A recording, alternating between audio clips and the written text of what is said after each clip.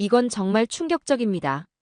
옥스포드 대학의 저명한 언어학자가 발표한 한글의 기원에 대한 새로운 주장으로 세계 언어학계가 발칵 뒤집혔습니다. 한글은 한자의 모방품이라는 도발적 주장에서 시작된 학문적 논쟁, 그리고 그 과정에서 충격적인 진실이 밝혀졌다고 하는데요. 5천년 역사를 가진 한자와 600년의 한글, 그 사이에 숨겨진 혁명적인 비밀, 그리고 세종대왕의 결단 뒤에 감춰진 또 다른 진실까지. 도대체 무슨 일이 일어난 걸까요? 충격적인 이야기 지금 시작합니다. 딱 1초만요. 좋아요와 구독 꾹 부탁드립니다. 미국 워싱턴 컨벤션 센터의 대형 강의실은 세계 각국의 언어학자들로 가득 차 있었습니다. 언어학회 연례총회가 열리는 이곳은 학문적 긴장감으로 가득했죠. 발표자 대기실에서 마지막으로 자료를 점검하며 긴장된 마음을 추스렸습니다. 저는 옥스퍼드 대학에서 언어학을 가르치는 조나단 벨리의 교수입니다. 30년 넘게 동아시아 언어와 문자 체계를 연구해왔고 오늘 이 자리에서 연구 성과를 발표하게 되었죠. 다음은 옥스퍼드 대학의 조나단 벨리의 교수님의 발표입니다. 사회자의 소개가 끝나자 박수 소리가 퍼졌습니다. 단상으로 향하면서도 차분한 미소를 유지했죠. 여러분, 안녕하십니까? 오늘 저는 동아시아 문자 체계의 혁신과 그 문화적 가치에 대해 이야기하고자 합니다. 준비해온 슬라이드를 띄우며 발표를 시작했습니다. 중국의 한자, 일본의 가나 문자를 설명한 후 한글에 대한 이야기로 넘어갔죠. 1443년 세종대왕은 한글을 창제했습니다. 하지만 이는 단순한 문자 체계 이상의 의미를 지니죠. 한글은 백성들에게 지식의 문을 열어준 혁명적 사건이었습니다. 특히 한글 자음이 발음 기관의 모양을 본떠 설계된 원리는 매우 과학적입니다. 발표가 절정에 이르렀을 때 청중석 중앙에서 손이 번쩍 올라갔습니다. 중국 베이징 대학의 타오장 교수였죠. 교수님, 한글이 혁신적이라고 주장하시는데 사실 한자를 단순 모방한 것에 불과하지 않습니까? 600년 된 한글이 5000년의 한자보다 어떻게 더 독창적일 수 있죠? 학회장 내부에 긴장감이 감돌았습니다. 타오 장 교수는 중국 문자학의 권위자로 그의 발언이 의도적이라는 건 분명했죠. 좋은 질문입니다, 타오 교수님. 하지만 문자의 가치는 단순히 역사의 길이로 판단할 수 없는 법이죠. 한글의 창제 과정을 살펴보면 훈민정음 해례본에 기록된 원리와 체계가 독창적이라는 것을 알 수 있습니다. 세종대왕이 한글을 창제한 원리를 담은 슬라이드를 띄웠습니다. 한글 자음은 발음 기관의 모양을 본떠 만들었습니다. 기역은 혀의 뒷부분이 목구멍을 막는 모양을, 니은은 혀가 윗잇몸에 닿는 모양을 본뜬 것이죠. 이는 음성학적 원리를 기반으로 한 체계적인 문자 설계입니다. 하지만 타오장 교수의 표정은 여전히 굳어 있었습니다. 한자의 철학적 깊이와 역사적 가치를 어떻게 비교할 수 있겠습니까? 한자는 단순한 문자가 아니라 중국 문화의 정수입니다. 심호흡을 한 후 차분히 대답했습니다. 문자의 가치는 그 문화적 맥락 속에서 평가해야 합니다. 한자가 중국 문화의 정수인 것처럼 한글 역시 한국인의 사회 문화적 정체성을 재정의한 혁신적인 문자죠. 한글의 진정한 가치는 백성들에게 지식의 문을 열어준 사회적 혁명에 있습니다. 청중석 곳곳에서 속삭이는 소리가 들렸습니다. 발표장은 팽팽한 긴장감에 휩싸였고 저는 이 논쟁이 결코 간단하게 끝나지 않을 거라는 걸 직감했죠. 미국 학회를 마치고 런던 히드로 공항에 도착한 저녁 쌀쌀한 영국의 공기가 긴 비행의 피로를 씻어주는 듯 했습니다. 곧 있을 옥스포드 대학 특강을 앞두고 발표 내용을 정리했죠. 미국 학회에서 타오 장 교수와의 논쟁은 예상보다 치열했지만 오히려 제 연구에 대한 확신을 더욱 굳게 만들어 주었습니다. 이번 특강의 주제는 동아시아 문자 체계의 기원과 발전, 특히 한글의 역사적 기원과 창제 원리를 심층적으로 다룰 계획이었죠. 호텔방에 도착하자마자 노트북을 펼쳐 자료를 정리하기 시작했습니다. 한글 창제의 사회적, 정치적 배경을 상세히 설명하는 사료들을 다시 검토했죠. 세종대왕이 1443년 훈민정음을 창제한 배경에는 당시 백성들의 높은 문맹률과 한자의 복잡성이 있었습니다. 백성을 가르치는 바른 소리라는 뜻의 훈민정음은 단순한 문자 체계가 아니었죠. 문자가 가진 사회적 힘과 정치적 의미를 단적으로 보여주는 역사적 증거였습니다. 세종대왕은 나라의 말이 중국과 달라 한자와 맞지 않으므로 백성들이 자신의 뜻을 펼칠 수 없음을 안타깝게 여겨 한글을 창제했다고 기록했죠. 한국어의 발전 과정도 흥미로웠습니다. 삼국시대 고구려, 백제, 신라어의 상호 영향과 통합 과정은 한국어가 어떻게 독립된 고리버로 자리 잡았는지 잘 보여주었죠. 과거에는 한국어가 알타이어 계통이라고 여겨졌지만 최근 연구에서는 한국어를 독립된 언어로 보는 견해가 더 강해지고 있었습니다. 밤이 깊어가는 가운데 한글의 창제 원리를 다시 곱씹었습니다. 한글의 자음은 음성 기관의 모양을 본떠 만들어졌는데 기역은 혓뿌리가 목구멍을 막는 모양, 니은은 혀가 윗잇몸에 닿는 모양, 미음은 입술을 다물었을 때의 형태를 반영한 것이었죠. 이처럼 음성학적 원리를 반영한 문자 체계는 어느 문자에서도 찾아보기 힘든 독창적인 방식이었습니다. 다음 날 아침 옥스포드 대학의 고풍스러운 보들리언 도서관을 찾았습니다. 동아시아 문헌 섹션에는 한글과 관련된 귀중한 자료들이 보관되어 있었죠. 특히 훈민정음 해례본의 복사본은 한글 창제 원리를 명확하게 설명하고 있어 연구 자료로서 매우 가치가 있었습니다. 자료를 검토하면서 한글이 단순한 문자 체계를 넘어선다는 확신이 더욱 강해졌습니다. 한글은 한국인의 문화 정체성과 사회 평등을 확립한 역사적 사건이었죠. 세종대왕은 백성들이 쉽게 읽고 쓸 수 있는 문자를 만들어 지식 독점을 해소하고자 했습니다. 이는 당시로서는 혁명적인 사고였죠. 특강 준비를 하면서 타오 장 교수의 주장에 대한 반박 논리도 정리했습니다. 한글이 한자의 모방이라는 주장은 역사적 증거로 볼 때 설득력이 없었습니다. 한글의 창제 원리와 체계적 구성은 독창적이었으며 한자와는 근본적으로 다른 접근법을 취했으니까요. 특강을 이틀 앞두고 발표 자료를 정리하며 다시 한번 깨달았습니다. 한글의 기원에 대한 연구는 단순한 학문적 탐구가 아닙니다. 그것은 한 민족의 정체성과 문화적 자주성 이해하는 중요한 열쇠입니다. 이번 특강을 통해 한글의 역사적 기원과 그 사회적 의미를 세계 학계에 더 널리 알리고 싶다는 열망이 점점 강해졌죠. 옥스포드 대학 연구실의 아침은 언제나 고요했습니다. 창문 너머로 보이는 고딩 양식의 건물들이 햇살을 받아 더욱 장엄해 보였죠. 책상 위에는 미국 학회에서 수집한 자료들과 최신 연구 결과들이 펼쳐져 있었습니다. 이제 이 자료들을 바탕으로 한글 창제의 원리와 그 사회적 필요에 따른 발전 과정을 체계적으로 정리할 차례였습니다. 먼저 한글이 1443년 창제된 후 한국 사회에 어떤 혁명적 변화를 가져왔는지 살펴보았습니다. 고려와 조선 시대에는 한자가 공식 문자로 사용되었지만 일반 백성들에게는 배우기 어려운 문자였죠. 문맹률이 높았고 지식은 일부 계층에게만 독점된 상태였습니다. 세종대왕의 훈민정음 창제는 이러한 현실을 뒤흔든 역사적 전환점이었죠. 자료에 따르면 한글은 백성들이 쉽게 익히고 사용할 수 있도록 설계되었습니다. 특히 주목할 점은 한글이 철저한 과학적 원리에 기반해 만들어졌다는 것입니다. 자음은 발음 기관의 모양을, 모음은 하늘, 땅, 사람을 상징하는 철학적 개념을 바탕으로 설계되었죠.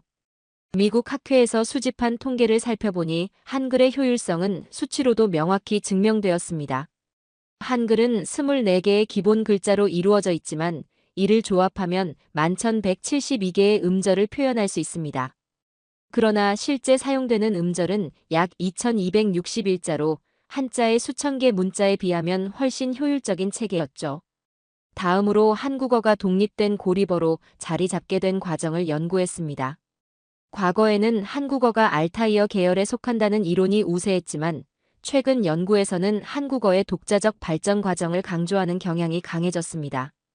삼국시대 고구려, 백제, 신라의 언어가 서로 영향을 주고받으며 하나의 언어로 정리되었고 이는 한국어의 기반이 되었죠. 창가에 서서 잠시 생각에 잠겼습니다. 타오 장 교수의 주장처럼 한글이 한자의 모방이라면 왜 그 원리와 구조가 이토록 다를까요? 한자는 표의문자로 각 글자가 의미를 담고 있지만 한글은 표음문자로 소리를 표현합니다. 이는 문자 체계의 근본적인 차이였고 단순히 한글이 한자를 본뜬 것이라는 주장이 얼마나 근거가 부족한지를 보여주는 부분이었습니다. 자료를 더 깊이 살펴보면서 훈민정음 해례본이야말로 한글의 독창성을 증명하는 결정적 증거라는 확신이 들었습니다. 해례본에는 사방의 소리를 흉내내어 글자를 만들었다는 설명이 있었죠. 이는 한글이 독자적인 창제 원리를 가지고 있음을 명확히 보여주는 기록이었습니다. 이 모든 자료를 종합하여 한글의 기원에 관한 연구 보고서를 완성했습니다. 보고서의 핵심은 한글이 단순한 문자 체계가 아니라 한국인의 사회적 평등과 문화적 자주성 실현한 역사적 혁명이라는 것이었죠. 이러한 관점은 타오 장 교수의 보수적 주장에 대한 강력한 반박이 될 것입니다. 내일 있을 옥스포드 특강을 앞두고 발표 자료를 최종 점검했습니다. 한글의 기원과 그 문화적 의미를 세계 학계에 알리는 것은 단순한 학문적 논쟁이 아니라 한 민족의 정체성을 이해하는 중요한 열쇠였습니다. 이번 연구가 동아시아 문자 체계에 대한 깊은 이해를 넓히는 계기가 되길 바라는 마음으로 하루를 마무리했습니다. 옥스포드 대학의 유서 깊은 강당은 학생들과 교수진으로 가득 찼습니다. 수백 년의 역사가 담긴 목재 의자와 단상이 주는 무게감이 느껴졌죠. 특강을 시작하기 전 잠시 청중을 둘러보며 깊은 호흡을 했습니다. 안녕하십니까, 여러분. 저는 오늘 동아시아 문자 체계의 기원과 발전이라는 주제로 특강을 진행할 조나단 벨리에입니다.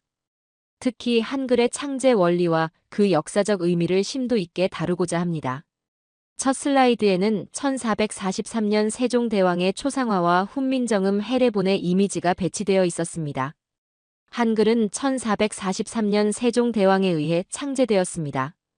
그리고 1446년 훈민정음이라는 이름으로 공식 반포되었죠. 한글 창제의 배경에는 당시 사회적 상황이 깊이 관련되어 있습니다. 청중들의 진지한 표정을 확인하며 다음 슬라이드로 넘어갔습니다. 화면에는 15세기 조선의 문맹률과 한자 사용의 제한성을 보여주는 자료가 표시되었습니다. 당시 조선에서는 한자가 공식 문자로 사용되었지만 일반 백성들이 배우기엔 너무 어려웠습니다. 그 결과 대다수 백성이 문맹 상태였죠. 세종대왕은 이를 해결하고자 누구나 쉽게 익히고 사용할 수 있는 문자를 개발하고자 했습니다. 강의가 진행될수록 한글의 과학적 원리에 대한 설명도 이어졌습니다. 한글 자음이 발음 기관의 모양을 본떠 설계되었다는 점을 강조하며 각 자음의 형태와 발음 원리를 시각 자료와 함께 제시했습니다. 한글의 기본 자음 기역, 니은, 미음, 시옷, 이응은 각각 발음할 때 성대와 입안의 기관 모양을 본떠 만들어졌습니다. 이러한 과학적 접근은 당시로서는 매우 혁신적인 개념이었죠. 강의 중반쯤 청중석에서 한 학생이 손을 들었습니다. 중국 출신의 유학생이었죠. 교수님, 한글이 과학적이라고 하셨지만 한자는 수천 년의 역사와 철학적 깊이를 가지고 있습니다. 한글은 이에 비해 역사적, 철학적 깊이가 부족하지 않나요? 강의실 내 분위기가 순간 팽팽해졌습니다. 타오 장 교수의 영향을 받은 질문이라는 것이 분명했죠. 문자의 가치는 단순히 역사의 길이로 평가할 수 없습니다. 한자와 한글은 서로 다른 목적과 원리로 만들어진 문자 체계입니다. 더 중요한 것은 한글이 창제된 사회적 맥락이죠. 슬라이드를 넘겨 훈민정음 서문의 내용을 보여주었습니다. 세종대왕은 나라의 말이 중국과 달라 한자와 맞지 않으므로 백성들이 이를 통해 자신의 뜻을 펼칠 수 없음을 딱하게 여겨 한글을 창제했다고 밝혔습니다. 이는 문자가 특정 계층의 전유물이 아닌 모든 사람이 접근할 수 있는 지식의 도구가 되어야 한다는 혁명적 사고를 반영하는 것이죠. 강의를 마무리하며 한글의 현대적 의미와 디지털 시대에서의 적응성에 대해서도 언급했습니다. 한글은 15세기에 창제되었지만 21세기 디지털 환경에서도 뛰어난 적응성을 보여주고 있습니다. 이는 한글의 체계적이고 과학적인 구조 덕분이죠. 특강을 마친 후 저는 옥스포드 대학의 보드레이안 도서관으로 향했습니다. 15세기에 설립된 이 도서관은 유럽에서 가장 오래된 도서관 중 하나로 수많은 귀중한 자료들이 보관되어 있었죠. 동아시아 문자 체계와 관련된 고문원과 최신 연구 자료를 더 깊이 살펴보고 싶었습니다. 도서관의 동아시아 학 섹션에는 한자와 한글, 일본의 가나 문자를 비교 연구한 자료들이 가득했습니다. 서양 학자들이 연구한 한글 관련 논문들도 눈에 띄었죠. 책장 사이를 거닐며 고려와 조선시대의 언어 변화를 다룬 문헌들을 찾아 책상 위에 쌓아두었습니다. 한자가 한국에 도입된 정확한 시기는 논쟁의 여지가 있지만 삼국시대부터 공식적으로 사용되었다는 기록이 있습니다. 자료를 살펴보며 작은 노트에 메모를 남겼습니다. 신라시대에는 한자로 지명을 표기하도록 하는 정책이 있었고 고려시대에는 과거 제도가 도입되면서 한자 사용이 더욱 확대되었죠. 이두와 향찰 같은 한자 기반 표기법이 발달했지만 한국어의 문법과 발음을 온전히 표현하는 데는 한계가 있었습니다. 특히 흥미로웠던 것은 세종대왕이 한글을 창제한 배경에 대한 상세한 기록이었습니다. 훈민정음 해례본에는 나라의 말이 중국과 달라 문자와 서로 통하지 않는다라고 명시되어 있었죠. 이는 한글 창제가 단순한 문자 개발이 아니라 한국어의 특성을 정확히 반영하기 위한 필연적 과정이었음을 보여주는 중요한 증거였습니다.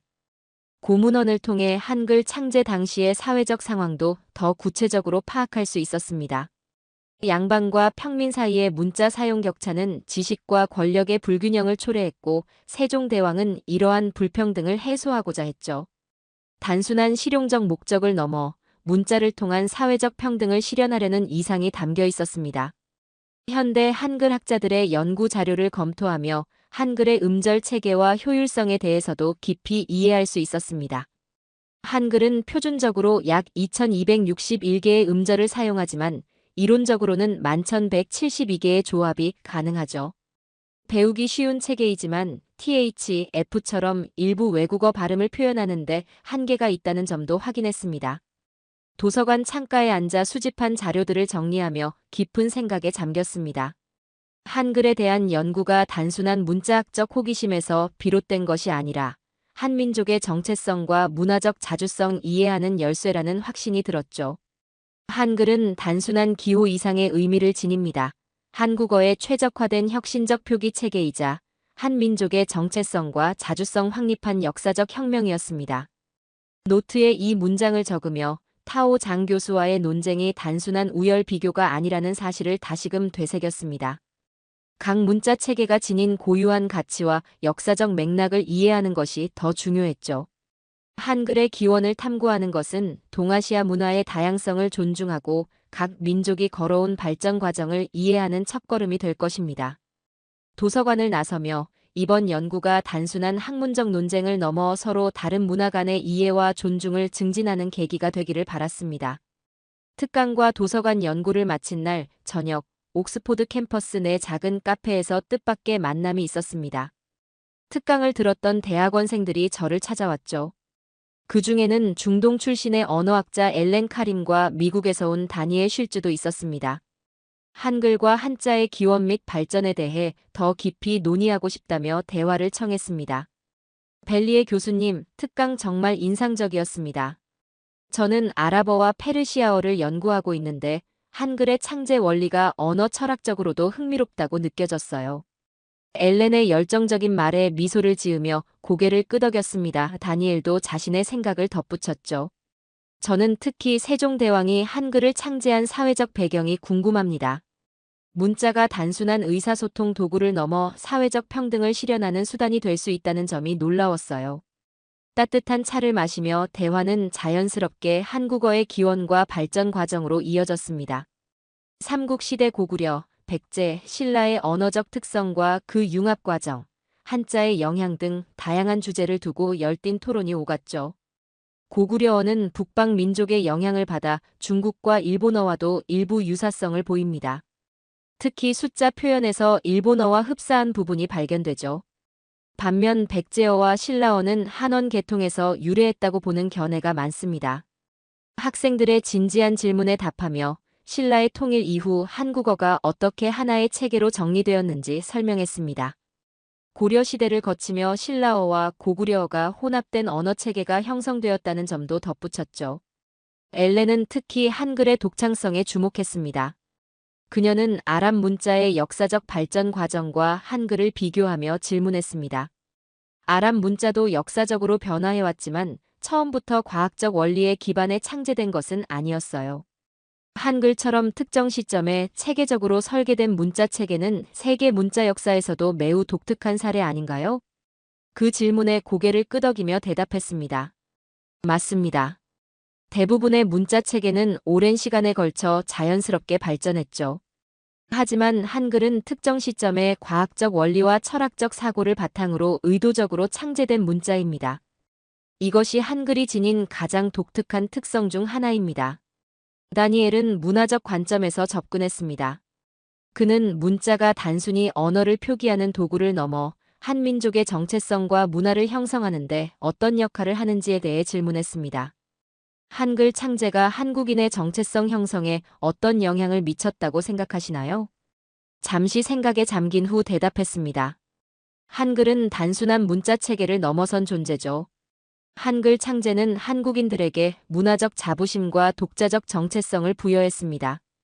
역사적으로 중국과 일본의 영향이 컸던 동아시아에서 한글은 한국의 문화적 독자성을 상징하는 중요한 요소가 되었고요. 카페 창밖으로 어둠이 짙어지는 가운데 우리의 대화는 더욱 깊어졌습니다.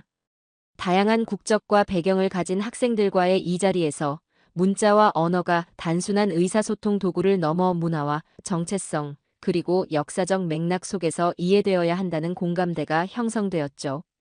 대화를 마치며 그들의 열린 마음과 학문적 태도가 깊은 인상을 남겼습니다.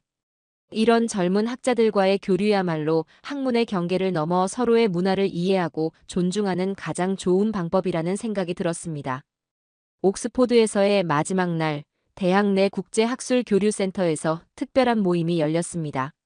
미국 학회에서 만난 동료들, 옥스포드 특강에 참석했던 학자들, 그리고 어제 카페에서 대화를 나눈 학생들까지 다양한 국적의 언어학자들이 한자리에 모였죠. 저는 그동안의 논의를 바탕으로 한글과 한국어의 역사적 기원 및 문화적 가치를 국제적으로 확산할 방안을 함께 모색하고자 이 자리를 마련했습니다. 여러분, 이렇게 귀한 시간 내주셔서 감사합니다. 지난 며칠간 한글의 기원과 그 문화적 의미에 대해 많은 논의를 나누었죠. 오늘은 이러한 연구를 어떻게 발전시키고 국제적으로 확산할 수 있을지 함께 고민해 보고 싶습니다. 회의실에는 미국, 영국, 중국, 일본, 중동 등 다양한 배경을 가진 15명의 연구자들이 둥근 테이블에 둘러앉아 있었습니다. 영국 케임브리지 대학의 마틴 교수가 먼저 입을 열었죠. 벨리의 교수님의 연구는 문자가 단순한 의사소통 도구를 넘어 사회적 문화적 의미를 지닌다는 점을 잘 보여주었습니다. 특히 한글의 창제 원리가 디지털 시대의 언어 처리 기술에도 시사하는 바가 크다고 생각합니다. 미국 MIT에서 온 디지털 언어학 전문가 앤더슨 박사도 의견을 덧붙였습니다. 한글의 체계적인 구조는 인공지능 언어 학습 모델에도 적용할 가치가 있습니다. 한글의 조합 원리를 분석하면 자연어 처리 알고리즘을 더욱 효율적으로 개발할 수 있죠. 회의가 진행될수록 다양한 의견이 쏟아졌습니다. 특히 중국에서 온 타오 장 교수는 이전보다 한층 부드러운 태도로 토론에 참여했습니다. 그는 여전히 한자의 역사적 가치를 강조했지만 이제는 비교 연구의 중요성을 인정하는 모습이었죠. 한자와 한글은 각기 다른 발전 경로를 걸어왔지만 두 문자 체계의 비교 연구를 통해 동아시아 문자의 변천사를 더 깊이 이해할 수 있을 것입니다. 베이징 대학과의 공동 연구를 제안하고 싶습니다. 그의 제안을 듣고 저는 국제 협력을 위한 구체적인 방안을 제시했습니다. 첫째, 한글의 창제 원리와 효율성에 대한 국제 학술 컨퍼런스를 정기적으로 개최하는 것입니다. 둘째, 동아시아 문자 체계의 디지털화와 보존을 위한 공동 연구 프로젝트를 추진하는 것이죠. 셋째, 한국어의 독립적 발전 과정을 체계적으로 정리하여 다국어 데이터베이스를 구축하는 방안도 고려해 볼 만합니다. 회의는 예상보다 훨씬 생산적으로 진행되었습니다. 각국의 학자들이 자신의 전문 분야에서 기여할 수 있는 방법을 제안하며 구체적인 협력 계획이 논의되었죠. 특히 젊은 학자들의 참여 의지가 돋보였습니다. 회의를 마치고 나오는 길에 엘렌 카림이 다가와 말했습니다. 교수님, 이번 프로젝트가 문자와 언어를 통해 서로 다른 문화 간의 이해를 증진하는 계기가 될 것 같아요. 저도 꼭 참여하고 싶습니다. 그녀의 열정적인 눈빛에서 미래 연구의 가능성이 보였습니다. 이제 한글의 역사적 기원 연구는 단순한 학문적 탐구를 넘어 세계 학자들이 주목하는 중요한 주제가 되었죠. 오늘의 국제협력 논의는 이 연구가 더욱 넓은 지평으로 확장되는 시작점이 될 것입니다. 옥스포드에서의 마지막 일정은 특강 시리즈의 종합 토론회였습니다. 웅장한 쉘도니안 극장에는 첫 특강보다 더 많은 청중이 모였고 학생들뿐만 아니라 다양한 분야의 교수진과 방문학자들도 자리했죠. 지난 며칠간의 연구와 토론, 그리고 국제협력 논의를 바탕으로 한글의 역사적 기원에 대한 최종 결론을 발표할 시간이었습니다. 단상에 올라 청중을 바라보며 깊은 숨을 들이쉬었습니다. 이 순간이 한글 연구의 새로운 지평을 여는 중요한 전환점이 될 것이라는 확신이 들었죠.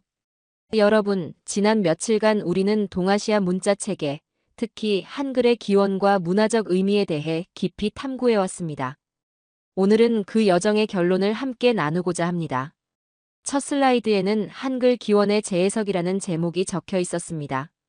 이어서 지금까지의 연구 결과를 체계적으로 정리한 내용을 보여주었죠. 한글의 기원은 단순한 문자 창제가 아닙니다. 그것은 한국 사회에서의 평등과 문화 정체성을 확립한 혁명적 사건이었습니다. 1443년 세종대왕은 백성들이 쉽게 배우고 사용할 수 있는 문자를 만들고자 했고, 이는 당시 사회 구조를 고려할 때 놀라운 혁신이었습니다. 청중 속에는 타오장 교수의 모습도 보였습니다. 그는 처음과는 다른 표정으로 발표를 경청하고 있었죠. 다음 슬라이드로 넘어가며 한글의 과학적 원리와 독창성을 다시 한번 강조했습니다. 한글의 자음은 발음 기관의 모양을 본떠 만들어졌습니다. 이는 세계 문자 역사에서도 유래를 찾기 어려운 과학적 접근 방식이죠. 한글은 한자의 모방이 아닌 한국어의 특성을 완벽하게 반영하기 위해 독창적으로 설계된 문자 체계입니다. 특강의 핵심은 한글 기원에 대한 새로운 관점을 제시하는 것이었습니다. 문자를 단순한 의사소통 도구가 아닌 사회적 변화와 문화 정체성 형성의 매개체로 바라보는 시각이었죠. 한글은 한국어를 표기하는 효율적 수단을 넘어 한국인의 정체성과 자주성 구현한 문화적 상징입니다. 이러한 관점에서 한글의 기원을 연구하는 것은 동아시아 문화의 다양성과 각 민족의 고유한 발전 과정을 이해하는 중요한 열쇠가 됩니다. 마지막 슬라이드에는 앞으로의 국제 협력 계획이 담겨 있었습니다. 특강을 마무리하며 이번 연구가 단순한 학문적 논쟁을 넘어 미래를 위한 희망적 비전을 제시한다는 점을 강조했죠. 저는 이번 연구와 토론을 통해 한글의 기원이 단순한 우열 비교를 넘어 전 세계 학자들이 주목해야 할 혁신적 유산이라는 점을 다시 한번 확인했습니다. 앞으로 우리는 국제적 협력을 통해 이러한 연구를 더욱 발전시키고 서로 다른 문화 간의 이해와 존중을 증진해 나갈 것입니다. 강연이 끝나자 뜨거운 박수 소리가 강당을 가득 채웠습니다.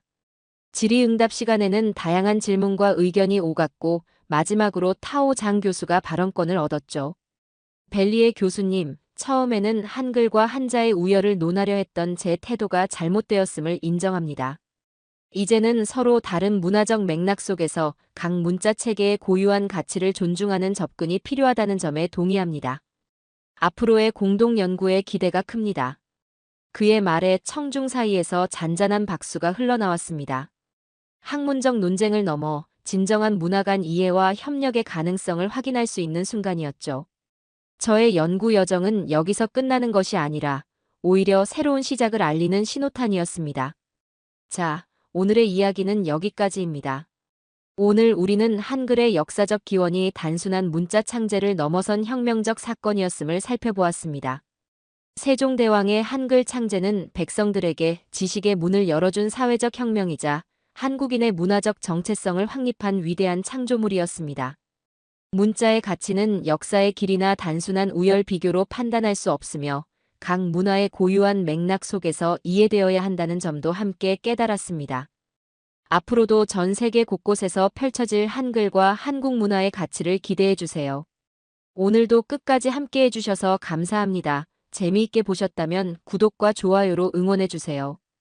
다음에도 따뜻한 이야기로 찾아뵙겠습니다. 감사합니다.